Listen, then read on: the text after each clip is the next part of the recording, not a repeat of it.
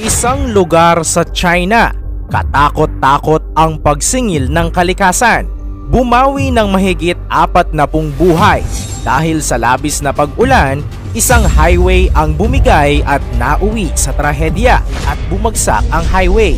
23 na mga sasakyan ang nahulog at natabunan na nauwi sa pagkamatay ng 48 buhay.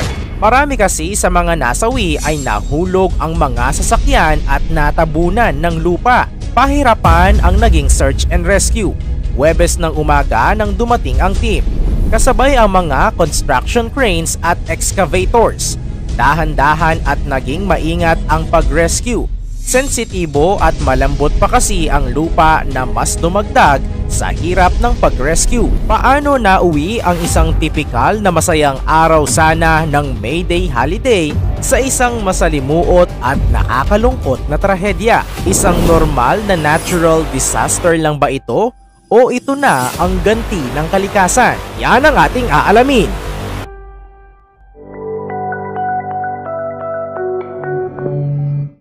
Nangyari ang mga kaganapan noong May 1. Sinimulan ng mga taga Guangdong Province ng masigla at maaga dahil sa pagsalubong sa May Day holiday. Ito ay ang selebrasyon ng China sa Labor Day na nagaganap sa loob ng 5 araw. Ang Hainan Beaches na matatagpuan malapit sa Guangdong Province ay sikat tuwing oras ng ganitong selebrasyon. Maraming mga turista o kahit mga lokal na tao ang nakikipagsiksikan na naging dahilan ng trapiko sa isang 4-way lane highway sa southern China. Ito ay sa syudad ng Meizhou. Isang normal lamang na araw sana at bakasyon. Ngunit biglang bumigay at bumagsak ang highway.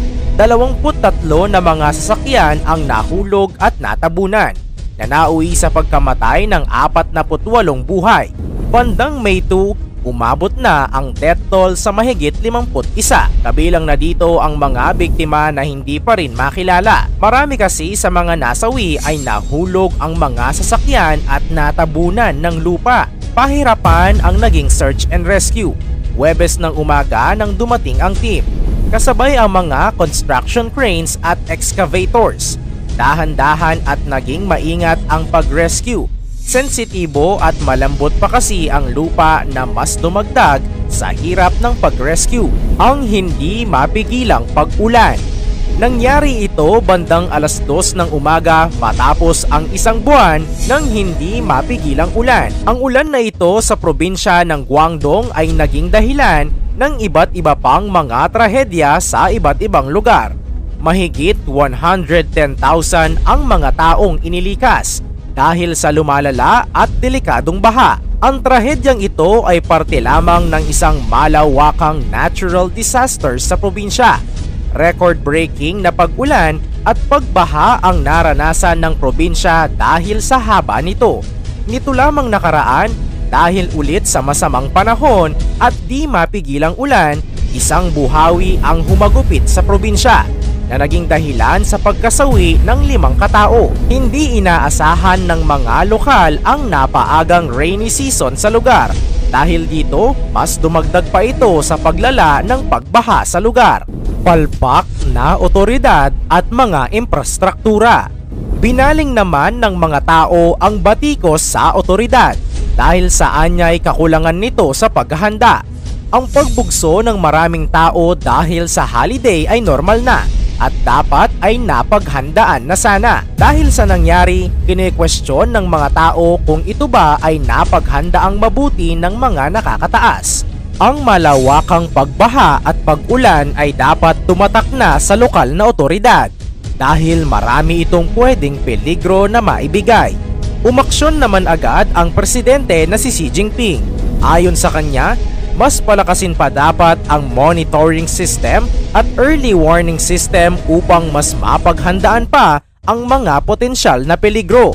Nanawagan din siya sa mga nasa mataas na antas ng gobyerno na magsagawa ng masusing pagsisiyasat sa mga potensyal na panganib. Ito ay upang matiyak ang kaligtasan ng publiko at mapanatili ang katatagan ng lipunan.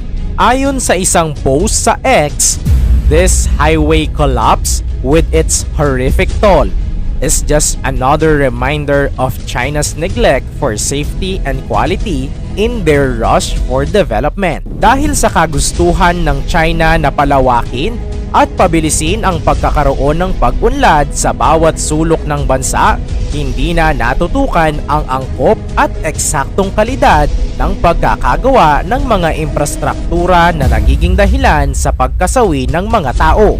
Ang trahedya na ito ay hindi lamang isang simpleng aksidente. Ito ay isang bunga ng mas malalim na issue sa kalikasan at sa pamamahala ng mga infrastruktura. Ang patuloy na pagbabago sa klima na nagdudulot ng mga mapanirang kalamidad tulad ng matinding pag-ulan at baha ay nagiging sanhi ng mas maraming sakuna at pagkakalugmok ng mga infrastruktura. Sa kaso ng Guangdong Province, ang hindi paghahanda at ang kakulangan sa kalidad ng mga kalsada ay nagdulot ng katakot-takot na bilang ng mga biktima. Sa pagsulong ng ekonomiya at modernisasyon, maraming mga bansa kabilang ang China ay nakatuon sa pagpapalawak ng kanilang infrastruktura upang tugunan ang pangangailangan ng patuloy na paglaki ng populasyon at industriya. Subalit sa pagmamadali na makamit ang mga layunin sa pag-unlad, madalas na nakakalimutan ang pagiging responsableng tagapangalaga ng kalikasan at kaligtasan ng mga mamamayan. Ang mga kaganapang ito ay nagbibigay daan upang mas makita ang mga kapabayaan at epekto ng kakulangan ng gobyerno.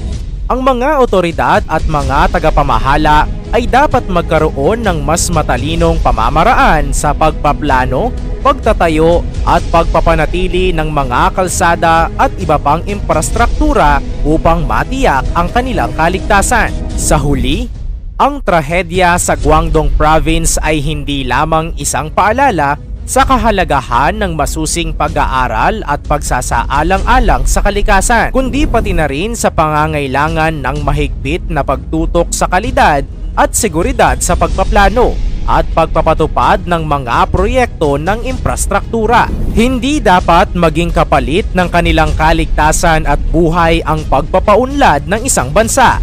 Bagkus, ito ay dapat nagbibigay kaayusan at kaginhawaan. Hindi rin dapat isawalang bahala ang kalikasan kapalit ng modernisasyon. Dahil sa huli, buhay din ang ganti. Ikaw, ano ang opinyon mo tungkol sa trahedyang ito? I-komento mo naman ito sa ibaba. I-like at i-share mo na din ang video. Maraming salamat at God bless!